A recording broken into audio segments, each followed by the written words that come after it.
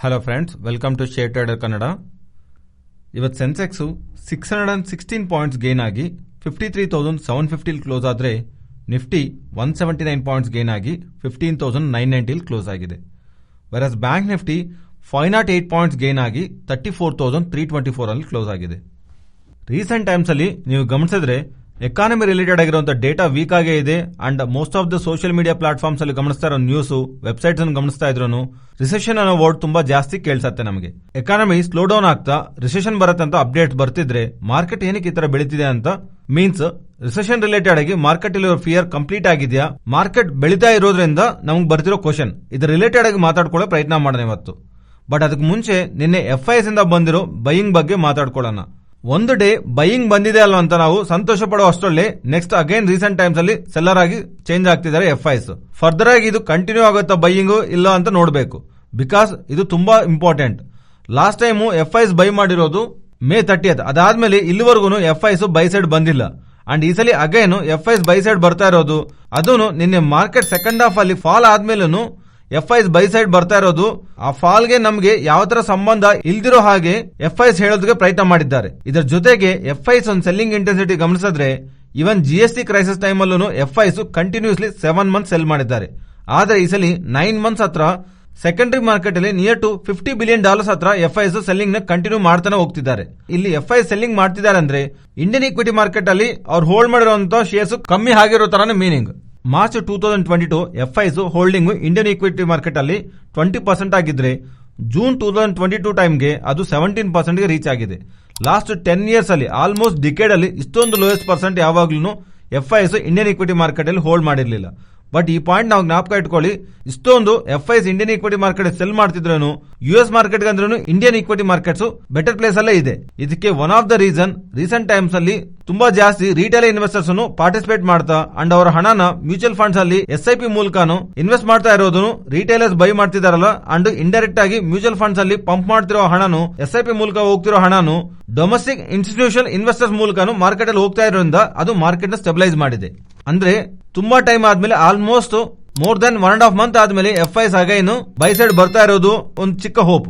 Last ತುಂಬಾ ತಿಂಗಳಿಂದಾನು almost 9 months ಇಂದಾನು FIS ಕಂಟಿನ್ಯೂಸ್ಲಿ ಸೆಲ್ಲರ್ ಆಗಿದ್ದಾರಲ್ಲ, ಸೊ ರೇಟ್ ಹೈಕ್ಸ್ ಇರುತ್ತೆ, ಎಕಾನಮಿ ಸ್ಲೋ ಡೌನ್ ಆಗತ್ತೆ ಅಂತ, ರಿಸೆಷನ್ ಇರುತ್ತೆ ಅಂತ, ಈ ಫ್ಯಾಕ್ಟರ್ಸ್ ಎಲ್ಲಾನು ಇವರು FIS ಮೈಂಡ್ ಅಲ್ಲಿ ಇಟ್ಕೊಂಡು ಈ ತರ ಸೆಲ್ ಮಾಡ್ತಾ ಬಂದಿದ್ರು. ಆದ್ರೆ ಈಗ ಬೈ ಸೈಡ್ ಟರ್ನ್ ಆಗ್ತಿದಾರ ಅಂದ್ರೆ ಫರ್ದರ್ ಆಗಿ ಎಕಾನಮಿ ರಿಲೇಟೆಡ್ ಆಗಿ ವರಸ್ ಇರುತ್ತೆ ಅಂತ ಅವ್ರು ಅನ್ಕೊಂಡಿದಾರಲ್ವಾ, ಆ ವರಸ್ ಮಾರ್ಕೆಟ್ ಅಲ್ಲೂ ಪ್ರೈಸ್ ಇನ್ ಆಗಿದೆ ಅಲ್ವಾ, ಅದನ್ನು ಪ್ರೈಸ್ ಅಲ್ಲಿ ಇನ್ಕ್ಲೂಡ್ ಆಗಿದೆ ಅಲ್ವಾ. ಸೊ ದಟ್ ಫರ್ದರ್ ಆಗಿ ಇವ್ರು ಇಲ್ಲಿಂದ ವ್ಯಾಲ್ಯೂಯೇಷನ್ ನಿ ಅಟ್ರಾಕ್ಟಿವ್ ಆಗಿ ನೋಡ್ತಾ ಇಲ್ಲಿಂದ ಬೈ ಸೈಡ್ ಬರ್ತಿದಾರೆ ಒಂದು ಕ್ವಶನ್ ನಮಗೆ ಅರೈಸ್ ಆಗತ್ತೆ.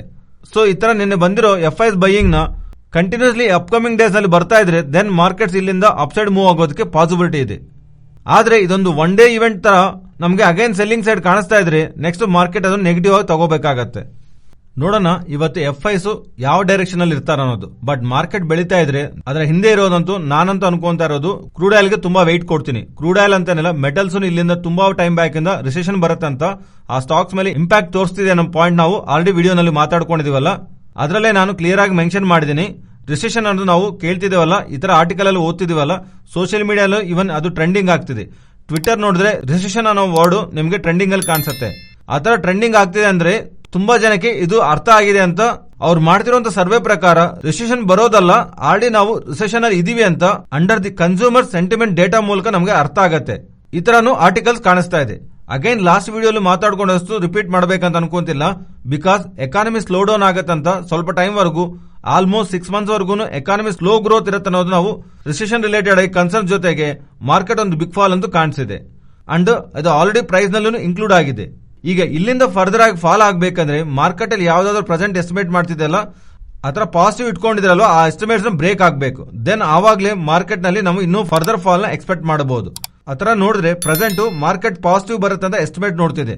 US CPI inflation data previous time inflation data ಅನ್ಕೊಂಡಿರೋಸ್ಕಂದ್ರೂ ತುಂಬಾ ದೊಡ್ಡ ಸ್ಥಾನದಲ್ಲಿ ಇರೋದ್ರಿಂದ ರೇಟ್ ಹೈಕ್ಸ್ ಇರುತ್ತೆ, ಎಕಾನಮಿ ರಿಲೇಟೆಡ್ ಆಗಿ ಪ್ರೆಷರ್ ಸೆಂಟ್ರಲ್ ಬ್ಯಾಂಕ್ಸ್ ಗೆ ಬರುತ್ತೆ ಅಂತ ಮಾರ್ಕೆಟ್ ಅಲ್ಲಿ ಫಾಲ್ ಕಾಣಿಸಿದೆ. ಆದ್ರೆ ರೀಸೆಂಟ್ ಟೈಮ್ಸ್ ಅಲ್ಲಿ ನೀವು ಗಮನಿಸ್ತಾ ಇದ್ರೆ ಕ್ರೂಡ್ ಆಯಿಲ್ ರಿಲೇಟೆಡ್ ಆಗಿ ಗುಡ್ ಫಾಲ್ ಕಾಣಿಸಿದೆ.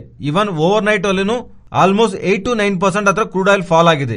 ಬಟ್ ಇವೆಲ್ಲದಕ್ಕಂದ್ರೂ ಮೋಸ್ಟ್ ಇಂಪಾರ್ಟೆಂಟ್ ಮೆಟಲ್ ಪ್ರೈಸಸ್ ಒಂದು ಬಿಗ್ ವೇ ನಲ್ಲಿ ಕರೆಕ್ಟ್ ಆಗ್ತಿದೆ. ಅದರಿಂದ ಇಂಡಿಯನ್ ಈಕ್ವಿಟಿ ಮಾರ್ಕೆಟ್ಸ್ ಅಲ್ಲೂ metal stocks near to 40 to 50% ಹತ್ರನೂ ಕರೆಕ್ಟ್ ಆಗಿರೋ ಸ್ಟಾಕ್ಸ್ ನಮ್ಗೆ ಕಾಣಿಸುತ್ತೆ. ಸೊ ಹೀಗೆ crude oil and metal fall ಆಗ್ತಾ ಇರೋದು ಕಾರಣವಾಗ್ಲಿ ಇನ್ಫ್ಲೇಷನ್ ಕಮ್ಮಿ ಆಗತ್ತೆ ಅಂತ ಮಾರ್ಕೆಟ್ ಎಕ್ಸ್ಪೆಕ್ಟ್ ಮಾಡ್ತೇವೆ. ಇನ್ಫ್ಲೇಷನ್ ಕಮ್ಮಿ ಆದ್ರೆ ಆಟೋಮೆಟಿಕ್ ಆಗಿ ಸೆಂಟ್ರಲ್ ಬ್ಯಾಂಕ್ಸ್ ಅವರ ಬಡ್ಡಿ ರೇಟ್ ಗಳನ್ನ ಅಗ್ರೆಸಿವ್ ಆಗಿ ಜಾಸ್ತಿ ಮಾಡಲ್ಲ ಅಂತ ಮಾರ್ಕೆಟ್ ಮುಂಚೆನೆ ಗೆಸ್ ಮಾಡ್ತಾ ಅಪ್ಕಮಿಂಗ್ ಟೈಮ್ ನಲ್ಲಿ ಬರ್ತಿರೋ ಸಿಪಿಐ ಇನ್ಫ್ಲೇಷನ್ ಡೇಟಾನು ಪ್ರೀವಿಯಸ್ ಟೈಮ್ ಜೊತೆಗೆ ಕಂಪೇರ್ ಮಾಡಿದ್ರೆ ಬೆಟರ್ ಆಗಿರತ್ತಂತ ಮಾರ್ಕೆಟ್ ಇಟ್ಕೊಂಡಿರೋಂತ ಎಕ್ಸ್ಪೆಕ್ಟೇಷನ್ಸ್ ಕಮಿಂಗ್ ಟೈಮ್ ನಲ್ಲಿ ಮೀಟ್ ಆಗ್ತಾ ಇದ್ರೆ ಈ ತರ ಬರ್ತಿರೋ ಈ ರೀಸೆಂಟ್ ಟೈಮ್ಸ್ ಅಲ್ಲಿ ಬರ್ತಿರೋ ರ್ಯಾಲಿ ಸ್ಟೆಬಿಲೈಸ್ ಆಗತ್ತೆ. ಇಫ್ ಆತರ ಆಗಿಲ್ಲ ಅಂದ್ರೆ ದೆನ್ ಅಗೇನ್ ಮಾರ್ಕೆಟ್ ಅಲ್ಲಿ ನಾವು ಫಾಲ್ ನ ವಿಟ್ನೆಸ್ ಮಾಡಬಹುದು.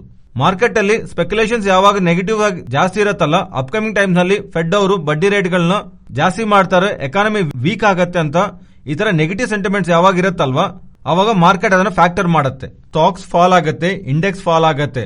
ಆತರ ಸಂದರ್ಭಗಳಲ್ಲಿ ಇಂಪಾರ್ಟೆಂಟ್ ಲೆವೆಲ್ಸ್ ಹತ್ರ ನಾವು ಸ್ಟಾಕ್ಸ್ ಫಾಲ್ ಆಗುವಾಗ ನಾವು ಅನ್ಕೊಂಡಿರೋ ಕ್ಯಾಪಿಟಲ್ ನ ಡಿವೈಡ್ ಮಾಡಿ ಒಂದು 3 ಪಾರ್ಟ್ಸ್ ಆಗಿ ಡಿವೈಡ್ ಮಾಡಿ ಇಂಪಾರ್ಟೆಂಟ್ ಸಪೋರ್ಟ್ಸ್ ಹತ್ರ ಬಂದಾಗ ಮಾರ್ಕೆಟ್ ಒಂದು 5 to 10% ಫಾಲ್ ಆದ್ರೆ ಆತರ ಟೈಮ್ ಅಲ್ಲಿ ಆಡ್ ಮಾಡ್ಕೊಂತ ಇರೋದು ನಾವು ಸ್ಟಾಕ್ಸ್ ನ ಹಿಸ್ಟಾರಿಕಲ್ ಎವಿಡೆನ್ಸ್ ಅಲ್ಲಿ ಇನ್ವೆಸ್ಟರ್ಸ್ ಲಾಭ ಪಡೆದಿರೋ ತರ ಡೇಟಾ ಇದೆ. But short term like 1 or 2 years ಅಲ್ಲಿ ಇನ್ವೆಸ್ಟ್ ಮಾಡಿ ಒಳ್ಳೆ ಗೈನ್ಸ್ ತಗೋಬೇಕು, 100% ಗೈನ್ ಸಂಪಾದನೆ ಮಾಡ್ಕೋಬೇಕು ಅನ್ಕೊಂಡ್ರೆ ಅವ್ರು ಮಾತ್ರ ಸ್ವಲ್ಪ ಜಾಗೃತವಾಗಿರ್ಬೇಕು. ಬಿಕಾಸ್ ನಮ್ಗೆ 2 ಟೈಪ್ ಕರೆಕ್ಷನ್ಸ್ ಇರುತ್ತೆ, ಒಂದು ಪ್ರೈಸ್ ವೈಸ್ ಕರೆಕ್ಷನ್, ಇನ್ನೊಂದು ಟೈಮ್ ವೈಸ್ ಕರೆಕ್ಷನ್. ಈಗ ನಮ್ಗೆ ಪ್ರೈಸ್ ವೈಸ್ ಕರೆಕ್ಷನ್ ಕಾಣಿಸದೇ ಇರಬಹುದು, ಮೀನ್ಸ್ ದೊಡ್ಡ ಮೊತ್ತದಲ್ಲಿ ಸ್ಟಾಕ್ ಮಾರ್ಕೆಟ್ ಫಾಲ್ ಆಗದಿರಬಹುದು. ಬಟ್ ಟೈಮ್ ವೈಸ್ ಕರೆಕ್ಷನ್ ನಾನು ಇಲ್ಲಿಂದ 500 to 600 ಪಾಯಿಂಟ್ಸ್ ಅಪ್ ಸೈಡ್ ಹೋಗ್ತಾ ಇದ್ರೆ ಅಗೇನ್ ಸ್ವಲ್ಪ ಕರೆಕ್ಟ್ ಆಗ್ತಾ ಇದ್ರೆ ಅಗೈನ್ ಡೌನ್ ಸೈಡ್ ಹೋಗ್ತಾ ಇದ್ರೆ ಅಗೈನ್ ಅಪ್ ಸೈಡ್ ಹೋಗ್ತಾ ಇದ್ರೆ ಎಕಾನಮಿ ಸ್ಲೋ ಡೌನ್ ಆಗ್ತಾ ಇರೋ ಕಾರಣವಾಗಿ ಮಾರ್ಕೆಟ್ ನಲ್ಲಿ ಒಂದು ಬಿಗ್ ವೇ ನಲ್ಲಿ ನಮಗೆ ಮೂವ್ ಲೈಕ್ 30 or 40% ಪ್ರೀವಿಯಸ್ಲಿ ನೋಡಿರ್ತಾರ ಅಷ್ಟು ದೊಡ್ಡ ಮೊತ್ತದಲ್ಲಿ ಸ್ಟಾಕ್ಸ್ ಬೆಳೆದೇ ಇರಬಹುದು. ಅದರಿಂದ ಪರ್ಸನಲಿ ನಾನೊಂದು ಶಾರ್ಟ್ ಟರ್ಮ್ ನಲ್ಲಿ ಗೇನ್ ಆಗ್ಬೇಕಂತ ಅನ್ಕೊಂಡ್ರೆ ಸ್ಟಾಕ್ಸ್ ನೋಡಿದಿರಾ ಲಾಂಗ್ ಟರ್ಮ್ ನಲ್ಲಿ ಆ ಸ್ಟಾಕ್ಸ್ ನ ಹೋಲ್ಡ್ ಮಾಡಬಹುದು. ಅಂದ್ರೆ ಆ ಸ್ಟಾಕ್ಸ್ ನಲ್ಲಿ ಲೋಯರ್ ಲೆವೆಲ್ಸ್ ಬಂದಾಗ ಆವರೇಜ್ ಮಾಡೋದಕ್ಕೆ ಪ್ರಯತ್ನ ಮಾಡಿ. ಅಂಡ್ ಅದರ ರಿಲೇಟೆಡ್ ಆಗಿ ರೀಸೆಂಟ್ ಟೈಮ್ಸ್ ಅಲ್ಲೂ ಇಂಪಾರ್ಟೆಂಟ್ ಲೆವೆಲ್ಸ್ ಬಂದಾಗ ನಾನು ನಿಮಗೆ ವಿಡಿಯೋನಲ್ಲಿ ಮೆನ್ಷನ್ ಮಾಡ್ತಿದ್ದೀನಿ. ಅಂಡ್ ಅಪ್ಕಮಿಂಗ್ ಟೈಮ್ ನಲ್ಲಿ ಯಾವ್ದಾದ್ರು ಫಾಲ್ ಇರ್ತಾ ಇದ್ರಿ ಪ್ರೀವಿಯಸ್ ಕಮೆಂಟ್ ಸೆಕ್ಷನ್ ಅಲ್ಲಿ ನೀವು ಮೆನ್ಷನ್ ಮಾಡಿದ ಸ್ಟಾಕ್ಸ್ ಬರ್ತಿದ್ರೆ ಇಂಪಾರ್ಟೆಂಟ್ ಸಪೋರ್ಟ್ಸ್ ಅದ್ರ ಬಂದ್ರೆ ಅದನ್ನು ನಾನು ಚಾನಲ್ ಅಲ್ಲಿ ಅಪ್ಡೇಟ್ ಮಾಡ್ತೀನಿ. ಸೊ ಅಗೇನ್ ಮಾರ್ಕೆಟ್ ಬೆಳೀತಿದೆ ಅಂತ ರಿಕವರಿ ಆಗೋಗಿದೆ ಅಂತ ಮೀನಿಂಗ್ ಅಲ್ಲ. ರೀಸೆಂಟ್ ಆಗಿ ಬರ್ತಿರೋ crude oil fall and metal falls ಆಗ್ತಿರೋದ್ರಿಂದ ಇನ್ಫ್ಲೇಷನ್ ಕಂಟ್ರೋಲ್ ಆಗತ್ತೆ ಅಂತ ಮಾರ್ಕೆಟ್ ಎಕ್ಸ್ಪೆಕ್ಟ್ ಮಾಡ್ತಾ ಈ ತರ ರ್ಯಾಲಿ ಆಗ್ತಿದೆ. ರೀಸೆಂಟ್ ಟೈಮ್ಸ್ ಅಲ್ಲಿ ಮಾರ್ಕೆಟ್ ಡೌನ್ ಸೈಡ್ ಗೆ ಫಾಲೋ ಆಗೋವಾಗ್ಲೂ 15,600 ಹತ್ರ ಮಲ್ಟಿಪಲ್ ಟೈಮ್ ಸಪೋರ್ಟ್ ತಗೋಂತ ಅಪ್ ಸೈಡ್ ಮೂವ್ ಆಗೋ ಪ್ರಯತ್ನ ಮಾಡಿದೆ. ಬಟ್ 15,880 ಹತ್ರ ರೆಸಿಸ್ಟೆಂಟ್ ನ ಫೇಸ್ ಮಾಡ್ತಾ ಬಂತು. ಇವತ್ತು ಆ ಕ್ಲೋಸಿಂಗ್ ಬೇಸಿಸ್ ನಲ್ಲೂ ಅಪ್ ಸೈಡ್ ಕ್ಲೋಸಿಂಗ್ ನಡೀತಾ ಇರೋದು ನಾವು ಪಾಸಿಟಿವ್ ಆಗಿ ನೋಡಬಹುದು. ಇಲ್ಲಿಂದ ಟಾಪ್ ಸೈಡ್ ಗೆ ಹೋಗುವಾಗ ಅಂಡ್ ಪೊಸಿಷನಲ್ ಬೇಸಿಸ್ ನಾವು ತಗೋಬೇಕಾದಂತ ಇಂಪಾರ್ಟೆಂಟ್ ರೆಸಿಸ್ಟೆಂಟ್ 16,180 to 16,200. ನಾಳೆ ಒಂದ್ ವೇಳೆ ಮಾರ್ಕೆಟ್ ಓಪನಿಂಗ್ 15,880 ಬಿಲೋ ಓಪನಿಂಗ್ ಆಗ್ತಾ ಇದ್ರೆ then again positive view break ಆಗತ್ತೆ. ಬಿಕಾಸ್ ಈ 80 ಅಬೋವ್ ಕ್ಲೋಸ್ ಆಗ್ತಾ ಇದ್ರೇನೆ ಪಾಸಿಟಿವ್, ಅದರ ಮೇಲೆ ಸಸ್ಟೈನ್ ಆಗ್ತಾ ಟಾಪ್ ಸೈಡ್ ಮೂವ್ ಆಗಬಹುದು. ಫರ್ದರ್ ಕನ್ಫರ್ಮೇಶನ್ ಇರುತ್ತೆ. ಗ್ಲೋಬಲ್ ಆಗಿರುವಂತಹ ನೆಗೆಟಿವ್ ಸೆಂಟಿಮೆಂಟ್ ಕಾರಣವಾಗಿ ಓಪನಿಂಗ್ ಗ್ಯಾಪ್ ಡೌನ್ ಆಗ್ತಾ 15,880 ಬಿಲೋ ಕಾಣಿಸ್ತಾ ಇದ್ರೆ ಮಾತ್ರ ಅಗೈನ್ ಈ 200 ಪಾಯಿಂಟ್ ರೇಂಜ್ ನಲ್ಲಿ ನಿಫ್ಟಿ ಟ್ರಾಪ್ ಆಗೋದಕ್ಕೆ ಪಾಸಿಬಿಲಿಟಿ ಇದೆ. ಅದರಿಂದ ಮಾರ್ಕೆಟ್ ಓಪನಿಂಗ್ ಆದ್ಮೇಲೆ ಪ್ರೈಸ್ ಈ ಲೆವೆಲ್ ರೆಸ್ಪೆಕ್ಟ್ ಮಾಡುತ್ತಾ ಅನ್ನೋದು ನಾವು ಗಮನಿಸಬೇಕು. ಫ್ರೆಂಡ್ಸ್, ಈ ವಿಡಿಯೋನಲ್ಲಿ ಶೇರ್ ಮಾಡಿರುವಂತಹ ಕಂಟೆಂಟ್ ವ್ಯಾಲ್ಯೂಬಲ್ ಆಗಿದ್ರೆ ತಪ್ಪದೇ ನಮ್ಮ ವಿಡಿಯೋನ ಲೈಕ್ ಮಾಡಿ. Next Nifty and bank Nifty support and resistant present ಇರೋ ಲೆವೆಲ್ಸ್ ಇಂದ ಡೌನ್ ಸೈಡ್ ಹೋಗ್ತಿದ್ರೆ 15,920 ಹತ್ರ ಇವತ್ತು ಇಂಟ್ರಾಡೇ ಸೆಷನ್ ಅಲ್ಲಿ ರೆಸಿಸ್ಟೆಂಟ್ ಇವನ್ ಸಪೋರ್ಟ್ ಅನ್ನು ಆ ಜೋನ್ ಹತ್ರ ತಗೊಂಡಿದ್ರಿಂದ ಫರ್ದರ್ ಆಗಿ ಡೌನ್ ಸೈಡ್ ಬರ್ತಿದ್ರೆ 15,920 ನ ಗಮನಿಸಬಹುದು. ಬಟ್ ಅದಕ್ಕಂದ್ರೆ ಮೋಸ್ಟ್ ಇಂಪಾರ್ಟೆಂಟ್ 15,860 to 880 ಆ 20 ಪಾಯಿಂಟ್ ಜೋನ್ ಸಪೋರ್ಟ್ ಆಗಿ ಗಮನಿಸಬಹುದು. ಟಾಪ್ ಸೈಡ್ ಹೋಗ್ತಿದ್ರೆ 16,080 to 90 ಇನ್ ಬಿಟ್ವೀನ್ ನಮಗೆ ರೆಸಿಸ್ಟೆಂಟ್ ಅಂಡ್ ಅದರ ಅಬೋವ್ 16,180 ಹತ್ರ 16,170 to 16,200 ಆ 30 ಪಾಯಿಂಟ್ ಜೋನ್ ಅವಾಯ್ಡ್ ಮಾಡಿ ಇಫ್ ಮಾರ್ಕೆಟ್ ಬೆಳೀತಾ ಆ ಜೋನ್ ಹತ್ರ ಬರ್ತಿದ್ರೆ. ಅಂಡ್ ಬ್ಯಾಂಕ್ ನಿಫ್ಟಿ ವಿಷಯಕ್ಕೆ ಬಂದ್ರೆ ನಿನ್ನೆ ಎಲ್ಲಾದ್ರೂ ಮಾರ್ಕೆಟ್ ರೆಸಿಸ್ಟೆಂಟ್ ಫೇಸ್ ಮಾಡಿದೆಲ್ಲ ಇವತ್ತು ಆ ಜೋನ್ ಹತ್ರನೇ ರೆಸಿಸ್ಟೆಂಟ್ ಫೇಸ್ ಮಾಡ್ತಾ ಓವರ್ ಆಲ್ ಆಗಿ ಕ್ಲೋಸಿಂಗ್ ಅಂತೂ ಅಬೋವ್ನೇ ಆಗಿದೆ. ಒಂದ್ ವೇಳೆ ಓಪನಿಂಗ್ ಬಿಲೋ ಆಗ್ತಿದ್ರೆ ಇದೇ ಇಂಪಾರ್ಟೆಂಟ್ ರೆಸಿಸ್ಟೆಂಟ್ ಆಗತ್ತೆ. ಒಂದ್ ವೇಳೆ ಇಲ್ಲಿಂದ ರ್ಯಾಲಿ ಆಗ್ತಿದ್ರೆ 34,550 to 34,640 ಈ ಜೋನ್ ಅನ್ನು ಸ್ವಲ್ಪ ಅವಾಯ್ಡ್ ಮಾಡಿ. ಪ್ರೀವಿಯಸ್ಲಿ ಮಲ್ಟಿಪಲ್ ಟೈಮ್ಸ್ ಆ ಜೋನ್ ಅಲ್ಲಿ ನಮಗೆ ಪ್ರೈಸ್ ಆಕ್ಟಿವಿಟಿ ಕಾಣಿಸಿದೆ, ಅದರಿಂದ ಅದೇ important resistant. And above 34,980 next important resistant ಆಗಿ ಕಾಣಿಸ್ತಾ ಇದೆ. ಅಂಡ್ ಡೌನ್ ಸೈಡ್ 33,860 ಅಂಡ್ ಅದರ below 33,650. Next Nifty option chain data July weekly and monthly expiry contract ಅಲ್ಲಿ ಡೇಟಾ ಕಂಬೈನ್ ಮಾಡಿದ್ರೆ 16,000 ಹತ್ರನೇ ಕಾಲ್ ರೈಟಿಂಗ್ ಸ್ಟಿಲ್ ಇನ್ನೂ ಜಾಸ್ತಿ ಇದೆ. ಬಟ್ ಇವತ್ತು ಪುಟ್ ರೈಟಿಂಗ್ ಸಿಗ್ನಿಫಿಕೆಂಟ್ ಆಗಿ ಕಾಣಿಸ್ತಾ ಇದೆ. ಈ 16,000 ಮೇಲೆ ಇರುತ್ತಂತ ಪುಟ್ ರೈಟರ್ಸ್ ಆಕ್ಟಿವಿಟಿ ಕಾಣಿಸ್ತಾ ಇದೆ. ಅದರಿಂದ next important resistant if market intraday session ಅಲ್ಲಿ 16,000 ಅಬೋವ್ ಬಂದು ಸಸ್ಟೈನ್ ಆಗ್ತಿದ್ರೆ 15 minutes candle or 1 hour candle close ಆಗ್ತಾ ಇದ್ರೆ ದೆನ್ ಅಲ್ಲಿರೋ ಕಾಲ್ ಆಪ್ಷನ್ಸ್ 16,200 ಗೆ ಅನ್ವೈಡ್ ಆಗೋದಕ್ಕೆ ಪಾಸಿಬಿಲಿಟಿ ಇದೆ. ಅದರಿಂದ near term 16,200 resistant and down side 15,800 support ಆಗಿ ಗಮನಿಸಬಹುದು. 15,800 to 16,200 ಇನ್ ಬಿಟ್ವೀನ್ ಈ 400 ಪಾಯಿಂಟ್ ರೇಂಜ್ ನಲ್ಲಿ ನಿಫ್ಟಿ ಇರುತ್ತೆ ಅನ್ನೋ ತರ ಕಾಲ್ ಅಂಡ್ ಪುಟ್ ರೈಟರ್ಸ್ ಭಾವಿಸ್ತಾ ಇದ್ದಾರೆ. ಫ್ರೆಂಡ್ಸ್, ಇದು ಇವತ್ತಿನ ವಿಡಿಯೋ. ಈ ವಿಡಿಯೋನಲ್ಲಿ ಶೇರ್ ಮಾಡಿರೋ ಕಂಟೆಂಟ್ ವ್ಯಾಲ್ಯೂಬಲ್ ಆಗಿದ್ರೆ ತಪ್ಪದೇ ನಮ್ಮ ಚಾನಲ್ ನ ಸಬ್ಸ್ಕ್ರೈಬ್ ಆಗಿ ಅಂಡ್ ಬೆಲ್ ಐಕಾನ್ ಕ್ಲಿಕ್ ಮಾಡಿ ಆಲ್ ನೋಟಿಫಿಕೇಶನ್ಸ್ ಆಕ್ಟಿವೇಟ್ ಮಾಡ್ಕೊಳ್ಳಿ. ಅಂಡ್ ಈ ಡೇಟಾ ನಿಮ್ಮ ಫ್ರೆಂಡ್ಸ್ ಅಂಡ್ ಫ್ಯಾಮಿಲಿ ಮೆಂಬರ್ಸ್ಗೆ ಯೂಸ್ ಆಗುತ್ತೆ ಅಂದ್ರೆ ಶೇರ್ ಮಾಡೋದಕ್ಕೆ ಪ್ರಯತ್ನ ಮಾಡಿ. Thank you.